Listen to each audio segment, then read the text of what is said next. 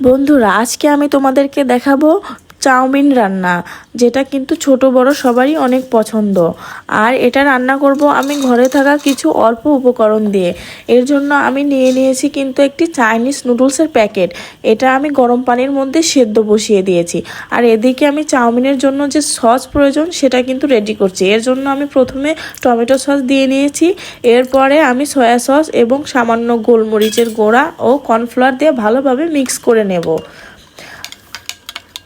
এদিকে কিন্তু আমার নুডলসগুলো সিদ্ধ হচ্ছে কিনা সেটা কিন্তু আমি ভালোভাবে একটু চেক করে নেব। এখানে আমি তেল গরম করে কিউব করে কাটা মুরগির মাংসগুলো দিয়ে ভালোভাবে ভেজে নেব। এদিকে কিন্তু আমার চাউমিনের নুডলসও সিদ্ধ হয়ে গেছে, সেটা আমি ভালোভাবে পানি দিয়ে ওয়াশ করে নেব।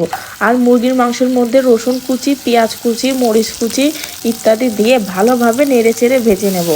চাউমিনের নুডলসের সাথে আমরা একটু তেল মিশিয়ে মিক্স করে রাখবো, এতে নুডলসটা অনেকক্ষণ ঝরঝরা থাকবে। এদিকে কিন্তু আমার পেঁয়াজ মরিচ এগুলোও কিন্তু ভাজা ভাজা হয়ে গেছে। এখন আমি যে চাউমিনের জন্য আলাদা করে সস তৈরি করে রেখেছিলাম সেটা কিন্তু দিয়ে দেব। আর তার সাথে একটু পানিও অ্যাড করব। এটা একটু নেড়েচেড়ে ভেজে নিয়ে তারপর আমি চাউমিনগুলো দিয়ে ভালোভাবে মিক্স করে নেব। আমার চাউমিন কিন্তু প্রায় রেডি। এখন আমি ধনিয়া পাতা দিয়ে আর একটু নেড়েচেড়ে ভেজে চুলা অফ করে দেব। তো বন্ধুরা দেখো, আমার চাউমিন কিন্তু রেডি। এখন আমি চাউমিন সার্ভ করে নেব।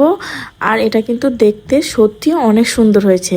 তোমাদের কাছে কেমন লেগেছে অবশ্যই কমেন্টে জানাবে। আর কার কার চাউমিন পছন্দ সেটাও আমাকে জানিয়ে যাবে। Bye bye.